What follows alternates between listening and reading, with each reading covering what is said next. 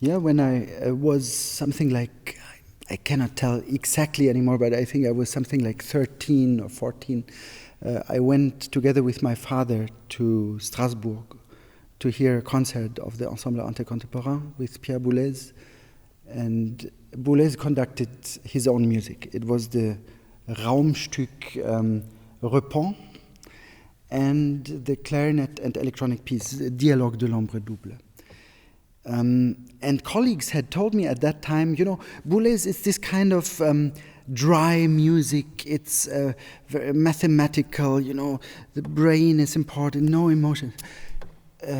It was the opposite for me. As a young man, it was like like for other people, the first pop music encounter. It sounds exaggerated if I say it today, but to me, it really changed my whole approach towards music.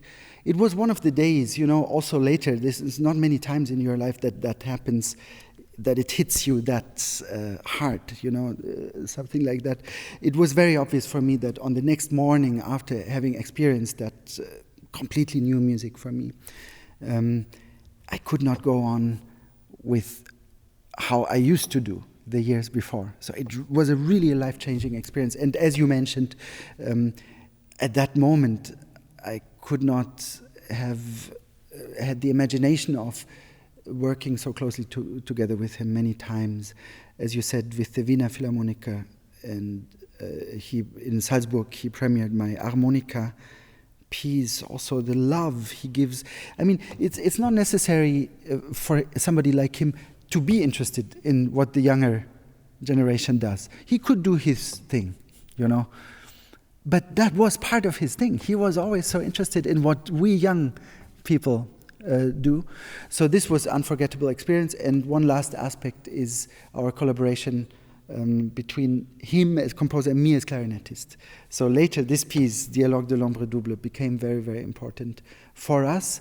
And we have a long history with the piece because I think 4 or 5 times in the different states of my working on it, already performing it in the meantime, going to the studio again. I had the privilege to work with him very, very closely, and although it almost sounds like a cliche, there's hardly anybody I can imagine who I learned more from in terms of the clarinet and as a clarinet player than Pierre Boulez. I would contradict the thinking of Boulez, who am I, forgive me, but I would contradict his thinking sometimes. But his music I really love. Sometimes, if I may say, I don't 100% agree with him when he conducts Mahler, for example. He was so important to do it. But as to give a simple example, in the Sixth Symphony of Mahler in the first movement, there is one place which Bernstein would take an hour, downbeat. For Boulez, 1, 2, 3, da-da-da-dee. So maybe something in between these two extremes, And I've heard Boulez with the Staatskapelle Berlin, by the way, in Freiburg, when I lived in Freiburg, with the Mahler 6. But it's a very modern approach. And I've heard the last movement of the Mahler 6 like never before. Because I love this symphony, so each time I can hear it live, I will go. And it was like, like a bird flying above the movement, or actually above the architecture of the movement, and you knew all the time where you are. Even, at the third famous, some people do it, some don't, the stroke, catastrophic, which Mahler said about that. It would have killed him if he would have left it on the paper. So with Boulez, it was a brutality which was very different from any other kind of brutality. Because everybody has, first time, this typical romantic tradition. Second time, even worse, I exaggerate. And the third time, final. With Boulez, he approached the first one almost without emotion. The second time also. And when he did it the third time, that was the brutality, without slowing down much. But like from a bird's perspective, Like so it's like in Tosca, you sit in the third act, you know exactly in 1 minute I'm gonna cry, you know? And it comes that very moment and you do cry. And it made me also almost cry, this moment in Mahler 6, but in a very different way to other performances. Still, I don't fully agree with that version. You know, I just want to take this example to also say, also in his argumentation, but I think sometimes it was for a simple reason, because after the horrible World War II, composers like Stockhausen, like Boulez, of course there was this famous hour zero. You know, you want to start from zero again, away with all this ballast and baggage of pathos, which was so horribly misused in the Nazi time. So it's very clear that they would go back in the electronic music, for example, to the simplest thing, to the sinus tone, and develop things from there. But I must say, to make a long story short, I simply, until today, I'm in love with his music, with the music itself. I think Dialogue de l'ombre double is a masterpiece. Rituel, Notation 2, that's already a lot for one composer, you know, and many more. It's funny talking now about Boulez seems to be, to me, a little bit simpler than to talk about my strange empty space piece. Is it a piece? I don't know. It is a piece, I think, but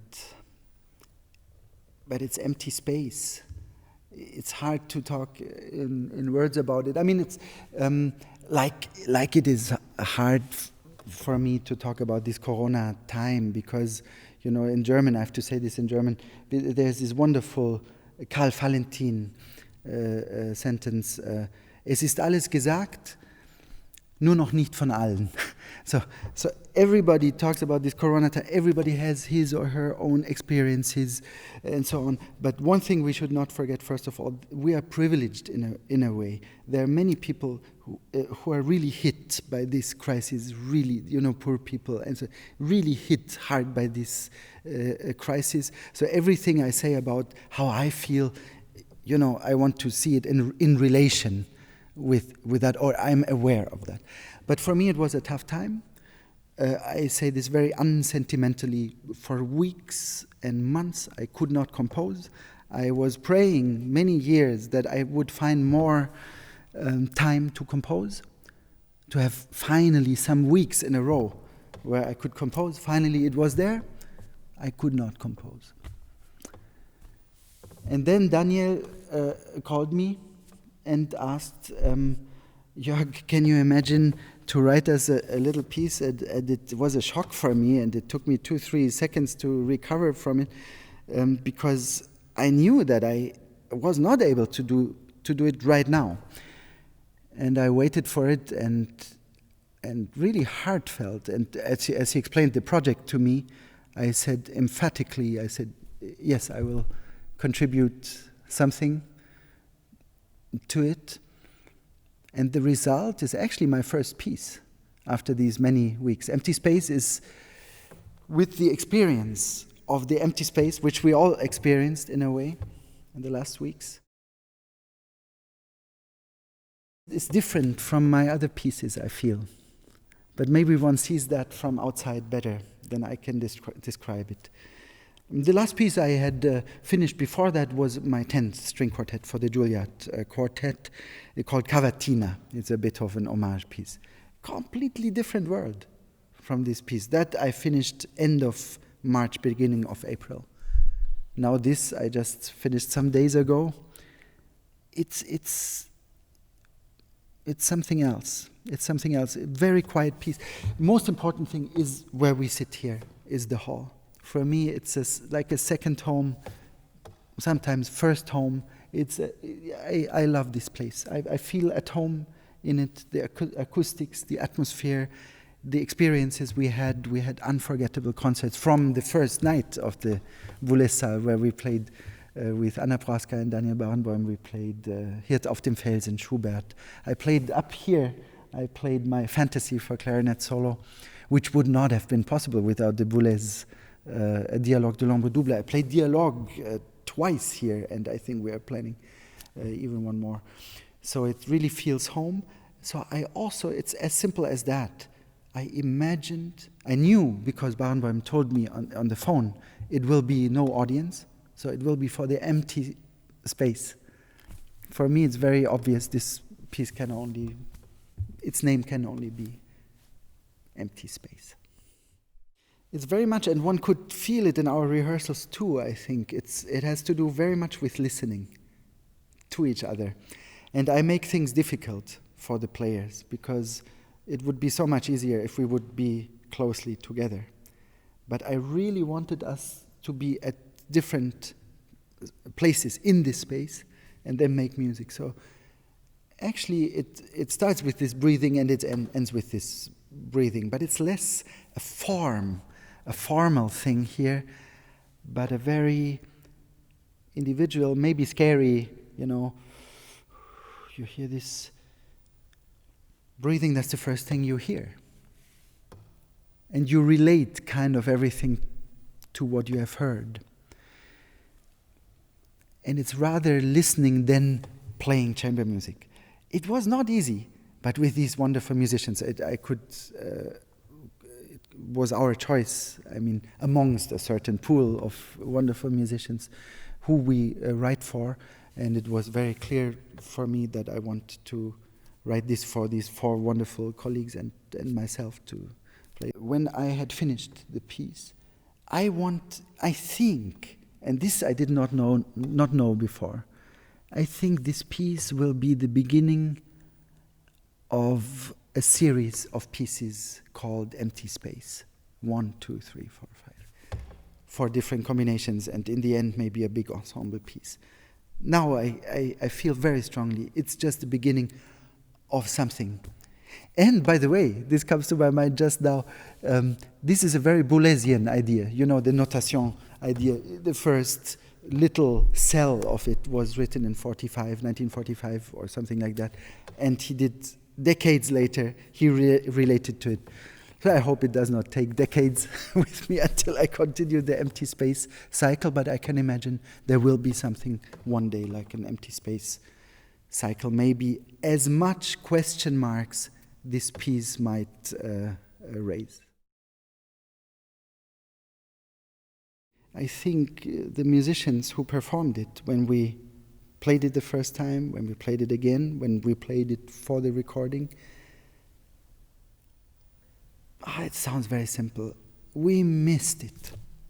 And it was so wonderful to make music again together.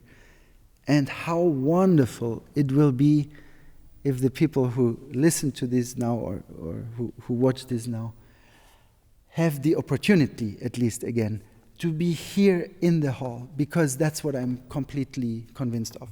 I'm convinced of this project which happens here, very much so. That's another reason why I took part in it as a player and as a composer. I strongly believe in it. But there is something even more important about it, which is the live performance. Even in a world where we can, I can listen to any kind of music at every time of the day and on every continent, in every time zone today. We miss the audience. Hopefully the audience misses us too, and not us. We are not important. But the event itself, the exchange with the audience, that's unique. And we got a feeling of it, how this was and will be, when we met the 5 of us together to play in an empty space.